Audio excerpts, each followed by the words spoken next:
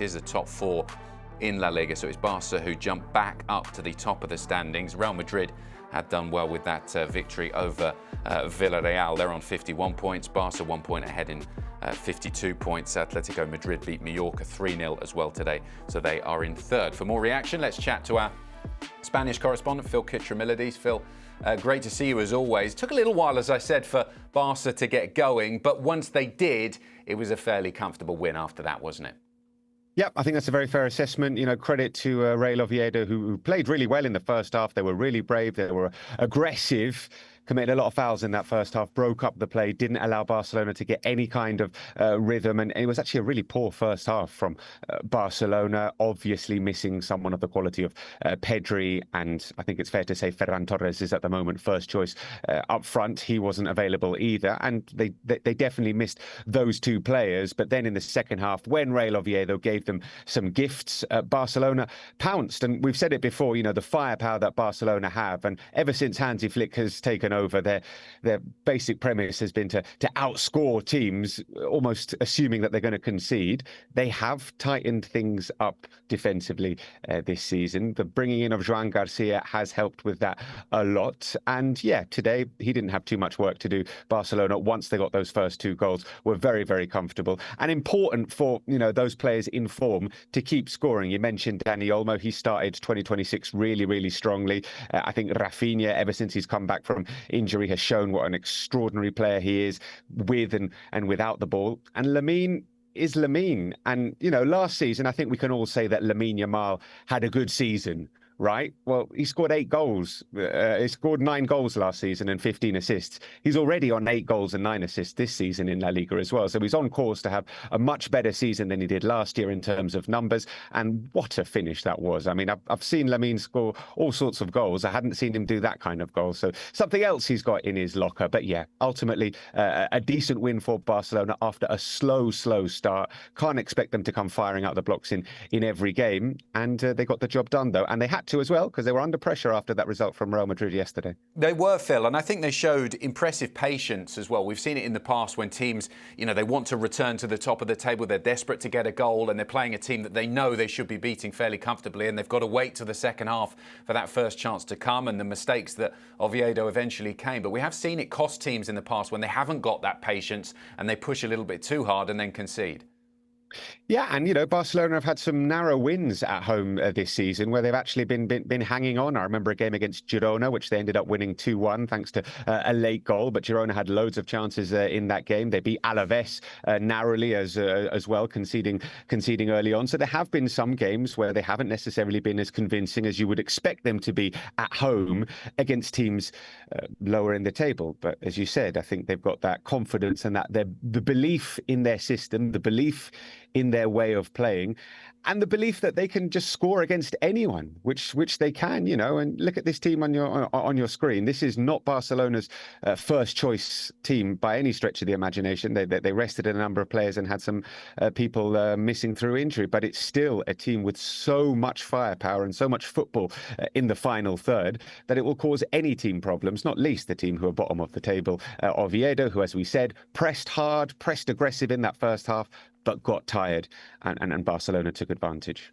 You mentioned there it was a lovely goal from Lamine Yamal, really well taken, acrobatic, always great to see. We talked quite a bit last season about, you know, he gets the job done, but sometimes is a little bit predictable the way he cuts inside and scores a lot of similar goals we saw last season. I feel this season he's added a bit more variety to his attacking game. Would you agree with that? I do agree. And I also think that, you know, we've seen him play in a slightly different position at times as well. We know that Hansi Flick loves to have versatile players. He loves to have players who can play in slightly different positions. We've seen that with Eric Garcia this season, who's basically played in every position apart from centre forward. Remember Pedri? Pedri was supposed to be a number 10, and it was Hansi Flick who said, no, let's play you a little bit further back on the pitch in the double pivot, and you can control the game from there. And we've seen Lamine this season play as a number 10, play inside, and Rooney Bardghji play out on the wing. So, yep, he has changed up his game a little bit, shown that he can play in different kind of positions as well. I love the fact that, you know, Lamine plays on the right-hand side, and kind of everybody knows that he's going to cut inside, but he can go on the outside. But instead of playing the ball with his right foot, which is what you would do if you go, he just plays it with the outside of his left foot. He's like, no, I'm not going to work on the right foot. I'm just going to do it with the outside of the left foot. And he's so good at that as well that now he does have the option of going in or out. But when he goes out, it's with the outside of the boot, not with the right foot. But yeah, I mean, I remember when we were saying, he's only 16, he's only 16, he's only 17.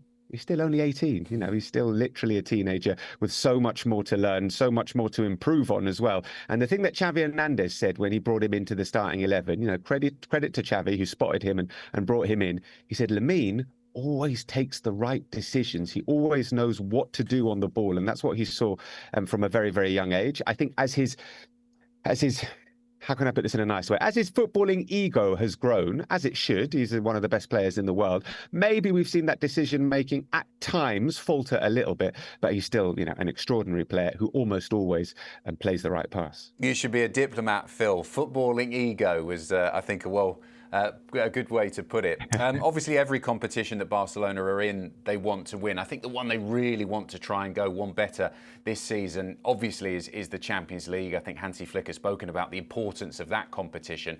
How has he been balancing all of these things that Barcelona are competing in? Do you feel that he's getting the balance? And you mentioned the changes that he's making. Is he getting that right so far?